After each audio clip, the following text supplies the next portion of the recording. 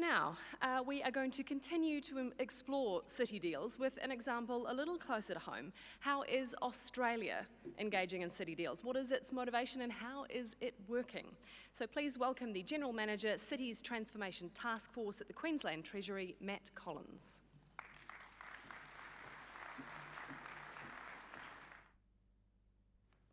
Thank you very much, and thank you to Infrastructure New Zealand for this chance to talk to you today about some of the work that we're doing in Australia to adapt the City Deals model to our context. And what you will see today from my remarks is a whole lot of synergies in many ways with what Sir Howard has talked to you about just now. I'd also like to acknowledge a number of ministers here today, mayors, Her Excellency the Australian High Commissioner and various other grandees, as Minister Jones so eloquently put it. Today I want to talk to you really about three primary areas. Australian urban policy today and how we're starting to think and approach the City Deals concept. How we're taking that forward in southeast Queensland based around our capital city region in Brisbane, and from my perspective and the Queensland Government's perspective, what are some of the priorities that we're taking forward into the City Deal negotiations that we're having right now. But first I want to start with the global context, because in many ways that really shapes the work that we're doing and the way that the Australian Government and the Queensland Government have started to think about cities. Because in the last 100 years we've seen urbanisation surge, and that means cities are becoming more and more important to economic success and the success of people. In just 100 years, we've gone from 15% of the population living in cities to more than half, and in the next 20 or 30 years, we'll see 2/3 of the world's population living in cities. Now just think about that for a moment. It took 10,000 years of human settlement to get to 15% of the population living in cities, but in just 100 years, that has been transformed. And the reason for that is very obvious, because opportunity is increasingly concentrated in cities and urban centres. 300 cities around the world now account for almost half of all global economic output. 240 million more jobs will be in cities in the next decade or so. And that is encouraging more and more people to take those opportunities and move to cities and urban centres. But the reason for the rapid acceleration isn't just opportunity alone, because the very way global economic production is organised and structured is changing as well. And increasingly, it is becoming centred around knowledge capital. The first wave of urbanisation 100 and 200 years ago was driven by physical capital, people wanting to take up jobs in factories. Today, it's very different. In knowledge capital is what's driving the economy, plenty of OECD research demonstrating that. But what's really important about that for us as practitioners, thinkers about cities, is to recognise that what that means is, unlike physical capital, which is largely immobile, very hard to relocate a factory, you can do it, but it's not easy, knowledge capital comes from people. Much, much more mobile. And that's why so many people today are concentrated on making cities and urban areas work effectively, because the drivers of success increasingly can exercise choice. Where do they want to be? Where is knowledge capital being formed? And so that makes the performance of our cities today increasingly critical to global and national success. And in Australia, some really interesting work's been undertaken by Professor Greg Clark, who many of you may know from the OECD and from London. And some work that Greg did looked at the various global benchmarks, there's a lot of them, that test how cities are performing. And what he found was quite interesting. He found that, at least in Australia, the cities perform noticeably much better in benchmarks where there's a perception component. So what that means is that when global benchmarks that look at cities ask about attitudes or feelings about a place, the average position of Australia's largest cities is 28th out of the top 100. But if you only look at global benchmarks for Australian cities that test objective performance, actually how are we doing, Australian cities fall to 40th place. So you can see the differential up there for each of our major cities. Light green's the perception component, dark blue is the performance only.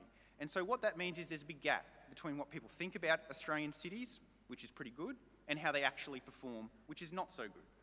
And this is much higher, Greg's research found, this perception gap, than cities in most other places in the world. And so what this tells us is really important. For us, the performance of Australian cities ultimately may not be living up to expectations, and this becomes a significant economic risk when you think that a big part of global success, national success, is about how we can attract people to cities. And so in 2016, the Australian government, recognising the importance and growing importance of cities, released a piece of work called the Smart Cities Plan. And what this was about was a signal that the Commonwealth Government was going to take a more active role in cities policy and urban policy. And this plan said that the cities' approach from Canberra would be for them to be much smarter investors in cities infrastructure, much more active in coordinating smart cities policy, and a strong focus on driving smart technology and improving the sustainability and innovation potential of our cities. And the key delivery mechanism that this plan said would occur was the adoption of city deals. And you've heard today, obviously, from Sir Howard about how these have started to evolve in the UK. And more recently, we've started to adopt them here as well, to deliver on the Commonwealth's aspirations for cities. And that plan in 2016 said the focus of city deals would be delivering coordinated investment plans, tailored to local needs, focused on actions, investment, reforms and governance.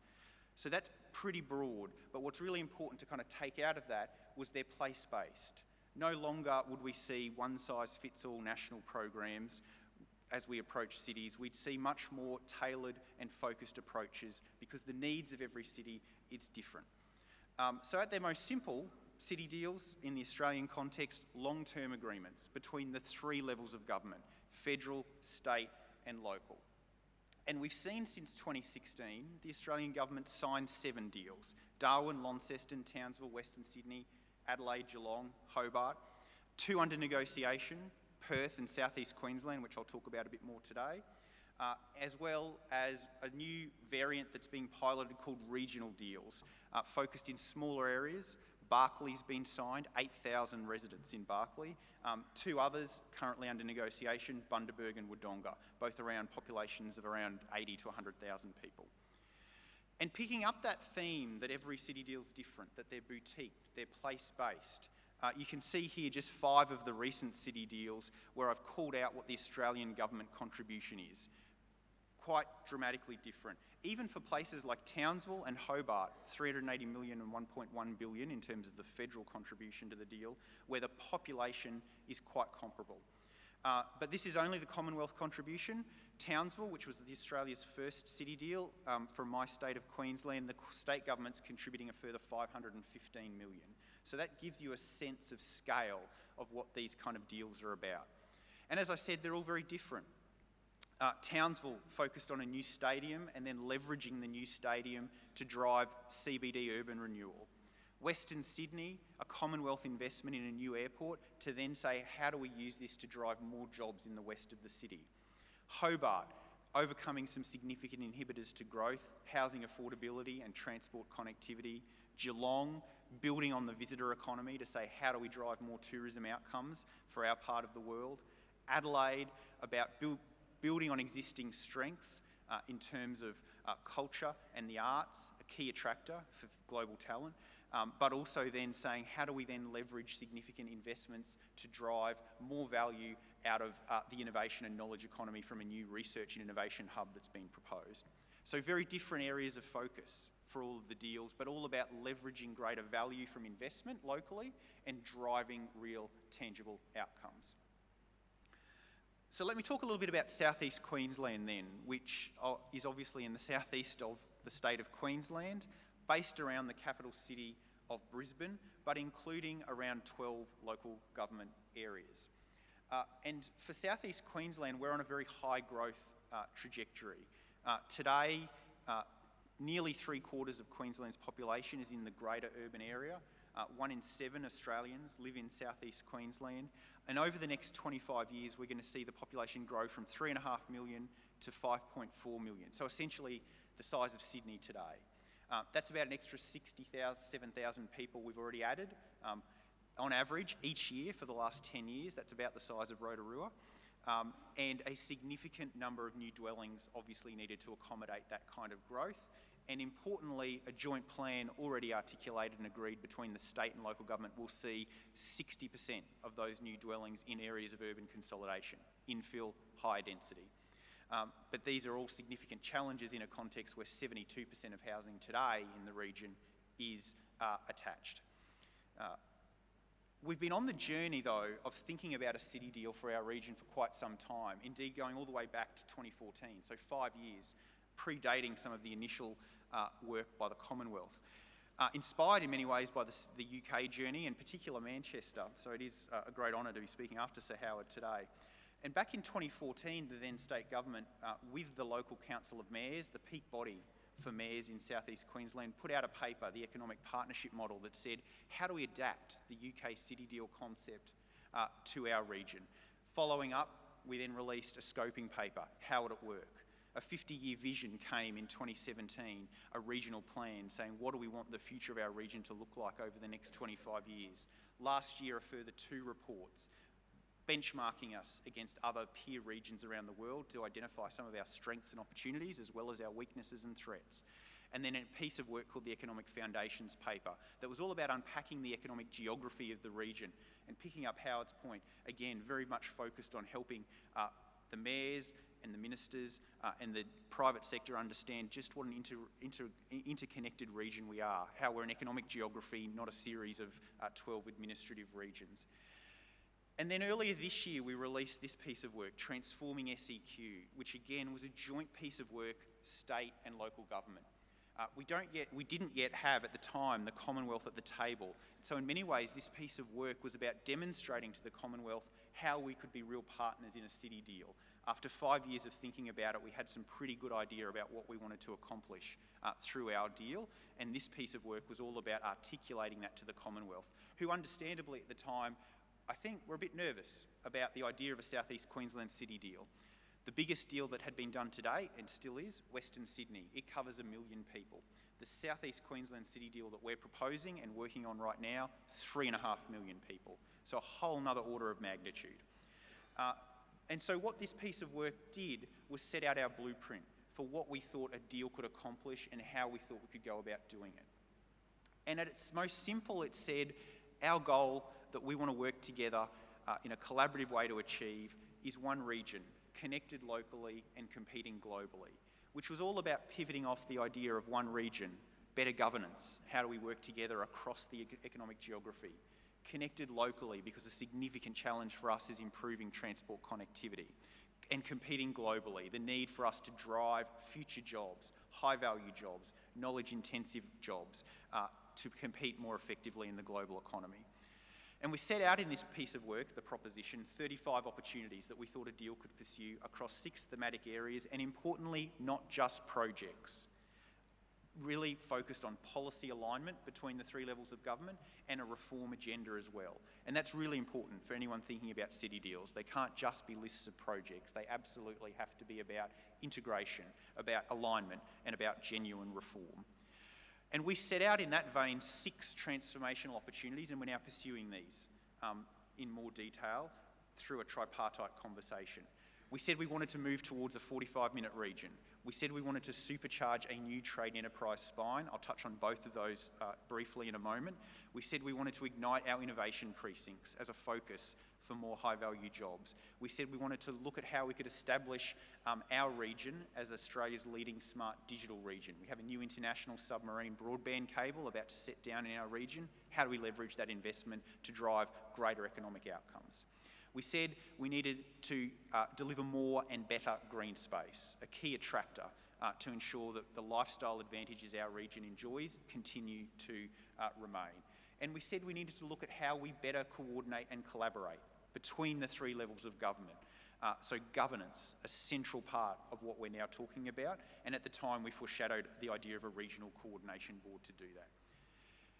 At the time, in February, we released that with the idea that we'd then have a bit of an advocacy campaign between state and local government to convince the Commonwealth to come to the table, but they responded very quickly, the same day, in fact, and said, okay, let's do this. Let's negotiate a city deal. And so we're now in the midst of our negotiation.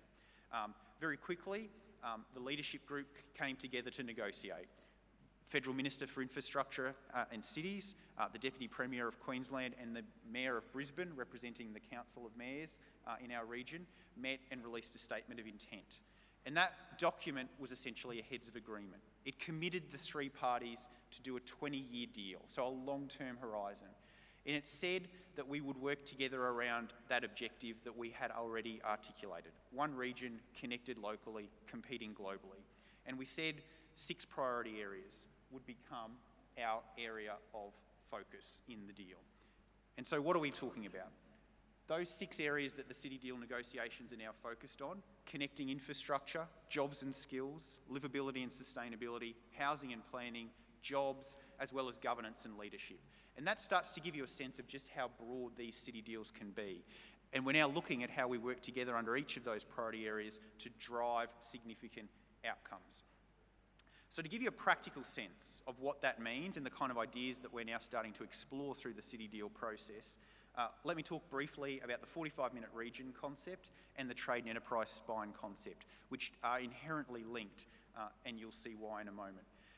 And in part, a big element of those concepts is actually also about how we leverage some existing investments. So not just new investments, though we want to do that, but building upon existing investments as well, including Cross River Rail, $5.4 billion new rail project, Metro, a $1 billion rapid transit project, and Inland Rail, a $10 billion project that is coming through southeast Queensland to improve freight connectivity. And in part, both of these concepts are a response to a significant challenge we face in southeast Queensland, and that is an emerging risk that our housing and labour markets will become increasingly disconnected.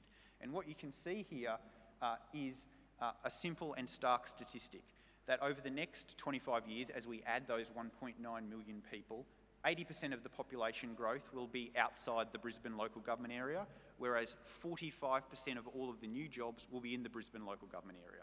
And we're not talking about small commute times necessarily here. 45 and 60-minute commute times into the Brisbane LGA could and indeed may well become common without action. And this is particularly stark in the city of Ipswich, which is about 45 minutes commute from the city of Brisbane, or the Brisbane CBD at least. And what we see here is that over the 30 years to 2041, the data tells us that that local government area is going to go from around 170,000 people today to around 580,000 people in 2041. Significant population growth. Yet at the same time, when they add 416,000 people, they will only add, on current projections, 65,000 jobs. And so we know that that's going to lead to significant challenges, both economic, lost productivity, and social, from people spending long commute times and the social implications of that. The 45-minute region concept is one response to that. And it's really about a simple proposition. How do we get more people to jobs more efficiently? So that's really about the infrastructure connectivity piece. And we in particular want to build on Cross River Rail and Brisbane Metro to get a pipeline through the City Deal around perhaps 10 years of the next wave of major capital for transport. And that's about giving industry certainty, it's about giving the community certainty, and it's about mapping out our program of transformational investment and reaching agreement between the 3 levels of government. Because in the past, it's not always been easy between the 3 levels of government to agree on the key projects. And as part of that concept, we've mapped out 11 transformational projects, and we're now negotiating around those to secure an investment. The trade and enterprise spine concept is almost the other side of the coin for us. 45-minute region is about getting people to jobs. The trade and enterprise spine concept is about getting jobs to people. And so the trade and enterprise spine is really about leveraging the east-west corridor in our region, which is where we see already huge amounts of economic assets. The Port of Brisbane, the Brisbane Airport, Australia Trade Coast, a major export centre in the east, all big jobs generators in southeast Queensland. The Western Trade Gateway for us in the west, a new airport, huge agribusiness potential, and in the middle, Ipswich, where we have already talked about the need to drive more jobs. So for us right now, we're unpacking how do we move governments beyond the traditional approach to economic development, sector-based, looking at particular industries, to say, how do we look at this as a place, as a spine, and how do we join up our economic assets more effectively to yield a much more significant economic development dividend? So we're now working through that with our partners as to how we might fully realise this concept and use it to drive more jobs in the region. So as we now move to finalise the deal, how does that play out? Obviously, we've announced the deal, we're through the scoping phase, we've signed the statement of intent. We're now knee-deep in negotiations. Sadly, I have to leave the conference tonight to get back for the next wave of negotiations happening Thursday between the ministers and the mayors.